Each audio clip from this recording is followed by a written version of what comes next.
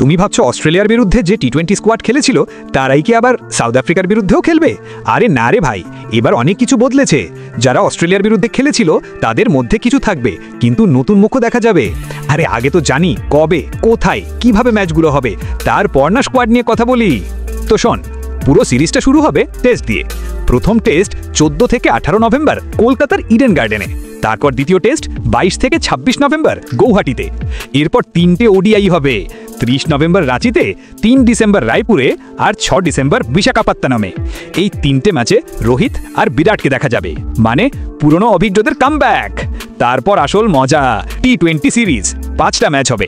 প্রথমটা 9 ডিসেম্বর কাটাকে, তারপর 11 December new চণ্ডীগড়ে, 14 December ধর্মশালায়, 17 December লখনৌতে আর 19 December final match আহমেদাবাদে, সেই বিখ্যাত নরেন্দ্র মোদী স্টেডিয়ামে।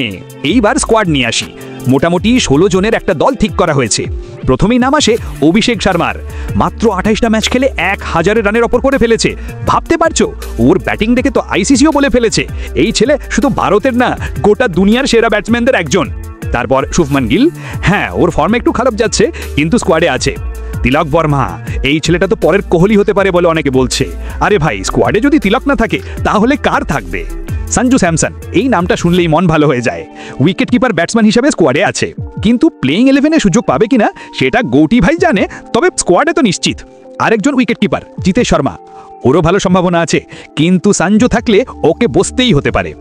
সূর্যকুমার যাদব এই সিরিজের ক্যাপ্টেন, মানে ওকে তো খেলতেই হবে। তারপর আসল মজা, অলরাউন্ডারদের কথা। শিবম দুবে, ওয়াশিংটন সুন্দর, হার্দিক পান্ডিয়া, অক্ষর পটেল, এত অলরাউন্ডার থাকলে রিঙ্কু সিং এর জন্য প্লেইং 11-এ জায়গা পাওয়া একটু কঠিনই হবে, তবে স্কোয়াডে তো থাকছেই।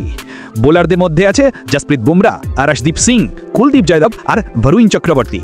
আরশদীপ তো এখন টি-20-তে ভারতের অন্যতম সেরা পেসার, ওকে বাদ দেও মানে অপরাধ। বরুণ চক্রবর্তী ও স্পিনে দারুণ, কুলদীপের ফর্মও ভালো, আর বুমরা তো বুমরাই। তবে একটা মজার ব্যাপার, হরিষত রানা নিয়ে একটু কনফিউশন হয়েছে। ওর ছবি স্কোয়াডে 2বার চলে এসছে, কিন্তু আদতে স্কোয়াডে আছে আরশদীপ, মানে হর্ষদ প্রেমীদের জন্য দুঃসংবাদ। এখন যদি বলো এই 16 জনের মধ্যে কে কে প্লেইং 11-এ থাকবে, তাহলে বলি আরশদীপ, বুমরা, বরুণ, হার্দিক, সূর্যকুমার, তিলক, অভিষেক, শুভমান, এই 8জন তো মোটামুটি নিশ্চিত। তারপর অলরাউন্ডারদের মধ্যে কেউ একজন, ওয়াশিংটন না শিবম, উইকেট কিপার হিসাবে সঞ্জু বা জিতেশ, আর স্পিনে কুলদীপ বা অক্ষর, এই নিয়ে হবে ফাইনাল 11। তুমি কি ভাবছো তোমার প্লেইং 11 কেমন হবে? কমেন্টে জানিও।